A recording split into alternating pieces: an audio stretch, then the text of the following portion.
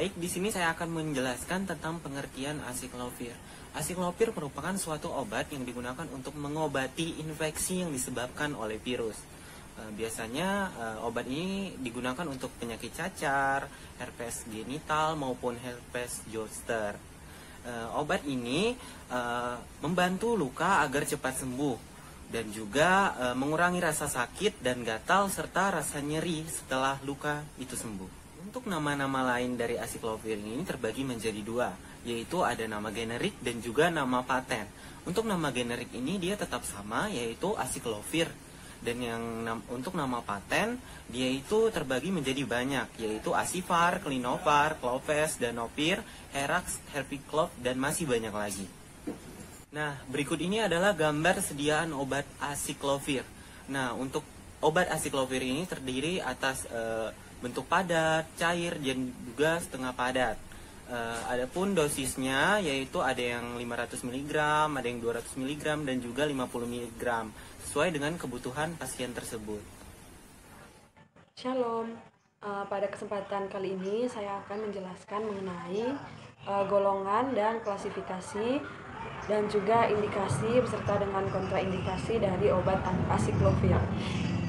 Jadi yang pertama untuk golongannya, obat ini digolongkan dalam obat antivirus karena dapat mengobati penyakit yang disebabkan oleh infeksi virus seperti cacar dan herpes.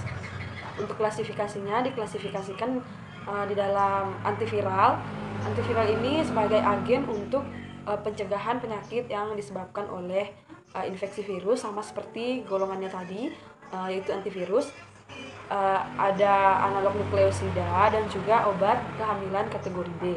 Untuk indikasinya, obat asiklovir ini dapat digunakan untuk pengobatan virus herpes simplex pada kulit dan membran mukosa termasuk herpes genitalis dan rekuren. Yang kedua, mencegah kambuhnya infeksi herpes rekurensi pada penderita dengan imunokompeten. Yang ketiga, mencegah infeksi herpes simplex pada penderita dengan gangguan sistem imun. Dan yang terakhir, indikasinya yaitu pengobatan infeksi herpes zoster dan varicella. Untuk kontraindikasinya, obat asiklovir ini tidak diperkenankan diberikan kepada penderita hipersensitif atau alergi terhadap antibiotik dan asiklovir. Shalom, perkenalkan nama saya Jessica Meliana. Di sini saya akan menjelaskan tentang efek samping penggunaan obat asiklovir. Pada umumnya, obat ini dapat ditoleransi dengan baik oleh tubuh.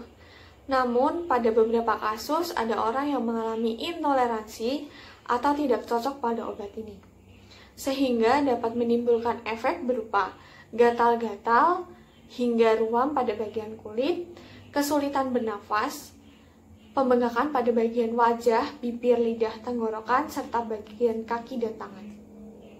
Rasa lelah, sakit kepala, dari ringan hingga berat, hingga seseorang bisa mengalami halusinasi atau linglung. Namun, kasus ini terjadi pada seseorang yang memiliki kelainan pada fungsi ginjal. Sakit pada bagian perut biasanya menimbulkan gejala berupa mual, muntah, diare, serta nafsu makan yang berkurang. Bila efek ini tidak kunjung hilang dan sangat mengganggu aktivitas, segeralah pergi ke dokter atau rumah sakit terdekat karena efek yang berat bisa berdampak serius pada kesehatan. Shalom, nama saya Kaifadina Syafara. Kali ini saya akan menjelaskan apa itu farmakodinamika dan apa itu farmakokinetik dari obat yang bernama asiklovir. Nah, apa sih farmakodinamika dan apa itu farmakokinetik? Nah, pertama saya akan menjelaskan tentang farmakodinamika. Ada yang tahu kira-kira apa? Farmakodinamika adalah bagaimana obat itu mempengaruhi tubuh kita. Jadi, pada kesempatan kali ini kita akan membahas bagaimana sih mekanisme kerja sebuah obat yang bernama asiklovir ini. Nah, mekanisme dimulai dengan asiklovir yang memasuki sel tubuh kita. Dari sel tubuh kita, asiklovir akan dikonversikan atau diubah menjadi monofosfat oleh enzim yang bernama enzim spesifik. Kenapa dikatakan enzim spesifik?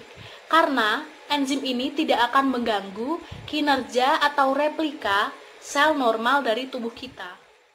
Dari monofosfat akan dikonversikan menjadi difosfat oleh enzim yang bernama guanylate kinase. Dari difosfat akan diubah menjadi trifosfat oleh enzim yang ada di intrasel. Enzim yang ada di intrasel adalah enzim yang disintesis dalam sel hidup dan bekerja dalam sel. Setelah itu akan terjadi proses berikatan antara trifosfat dan juga enzim DNA polimerase virus. Nah, sekarang sampai kepada penjelasan farmakokinetik asiklovir. Apa sih farmakokinetik? Farmakokinetik adalah bagaimana tubuh bereaksi terhadap obat. Yang pertama, ada penyerapan. Dalam proses ini, ada yang namanya bioavailabilitas. Apa sih bioavailabilitas itu? Bioavailabilitas adalah fraksi dari dosis yang diberikan yang dapat mencapai siklus sistemik dari obat tersebut. Bioavailabilitas dalam asiklovir itu sekitar 10-30%. Kenapa bukan 100%? Nah, kalau bioavailabilitas 100% itu didapat dengan cara intravena. Nah, jika menurun, maka ini adalah menggunakan cara-cara lain. Misalnya adalah dengan peroral. Jika diaplikasikan dalam topikal ke kulit utuh, maka penyerapannya akan lebih sedikit. Yang kedua adalah distribusi. Di distribusi ini, obat asiklovir akan didistribusikan secara luas dan merata ke dalam jaringan dan juga cairan tubuh, termasuk cairan cerebrospinal. Nah, jumlah yang akan didistribusikan adalah sekitar 0,8 liter per kilogram. Tapi hanya sedikit yang akan berikatan dengan protein plasma, yaitu sekitar 9-33%. Yang terakhir dalam proses distribusi adalah obat ini akan menembus plasenta dan didistribusikan ke ASI. Kenapa didistribusikan ke ASI? Karena obat ini aman untuk ibu hamil dalam kategori B. Nah, untuk proses yang ketiga adalah proses metabolisme. Untuk obat ini, proses metabolismenya sebagian kecil terjadi di dalam hati. Nah, obat ini akan dikonversi oleh enzim viral menjadi asiklovir monofosfat. Dan selanjutnya akan dikonversi menjadi difosfat dan dikonversi lagi menjadi trifosfat dalam bentuk aktif oleh enzim seluler. Dan proses yang keempat adalah proses eliminasi, di mana proses eliminasinya ini adalah melalui urin dalam paruh waktu sekitar 2,5-3,3 jam sesuai dengan fungsi ginjal normal. Nah, waktu paruh untuk pasien anuria adalah sekitar 19,5 jam dan pada proses hemodialisis dia akan mengeliminasi sekitar 33-60% dari obat ini. Untuk ekskresinya melalui filtrasi glomerulus dan juga sekresi tubulus pada ginjal. Yang pertama adalah infeksi herpes simplex primer. Itu untuk dewasa 200 mg dikonsumsi 5 kali sehari selama 5-10 hari. Lalu untuk dewasa dengan sistem kekebalan tubuh yang rendah dikonsumsi 400 mg sebanyak 5 kali sehari. Kedua adalah herpes simplex berulang. Itu untuk dewasa 800 mg dikonsumsi per hari dibagi 2-4 dosis.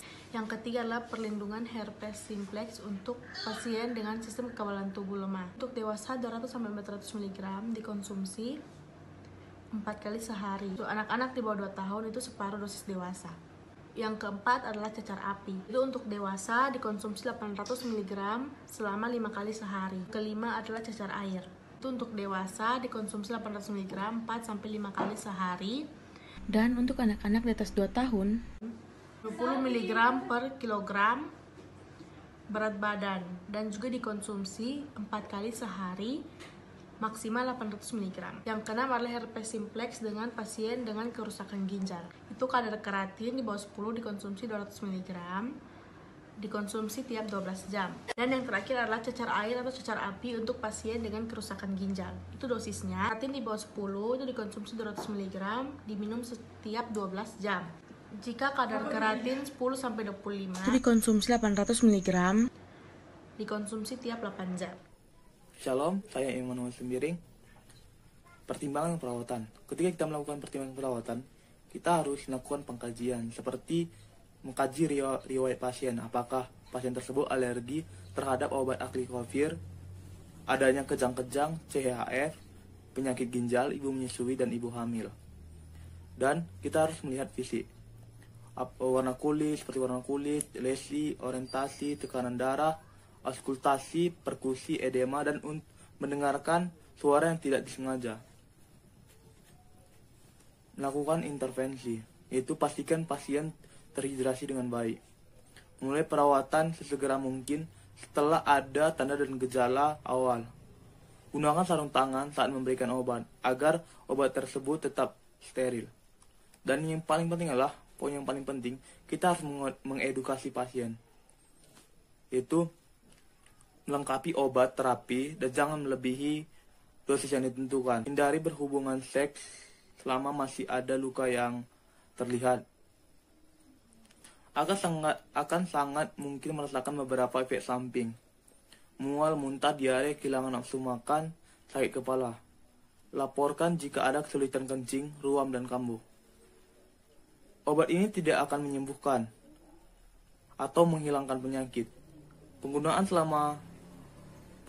selama tidak adanya gejala tidak akan mencegah penyakit untuk kambuh. Obat ini mungkin akan menyebabkan rasa terbakar, gatal, ruam. Beritahu dokter jika terjadi hal tersebut. Shalom, saya Fiona Angelika Hendrik. Di sini kita akan membahas apakah obat aciclovir aman bagi ibu hamil dan menyusui. Ya, obat ini masih aman dikonsumsi oleh ibu hamil dan ibu menyusui karena obat ini termasuk ke dalam resiko kehamilan tingkat B, yang menurut FDA atau Food and Drug Administration, obat ini tidak menimbulkan resiko yang begitu berbahaya baik bagi ibu dan juga janinnya. Hal ini didasarkan pada penelitian dari hewan percobaan dan kajian terhadap ibu hamil juga. Tetapi, ibu hamil dan ibu menyusui wajib menggunakan resep yang sudah ditentukan oleh dokter dan selalu mengkonsultasikan kepada dokter untuk mempertimbangkan potensi manfaat dan risiko sebelum menggunakan obat ini. Selanjutnya, special precaution atau yang perlu diperhatikan selama mengonsumsi obat ini. Yang pertama, untuk penderita gangguan fungsi ginjal dan lansia dengan kelainan bersihan kreatinin, dan juga untuk ibu hamil dan menyusui, perlu melakukan penyesuaian dosis dalam mengonsumsi obat ini, untuk menghindari dampak yang berbahaya bagi kesehatannya.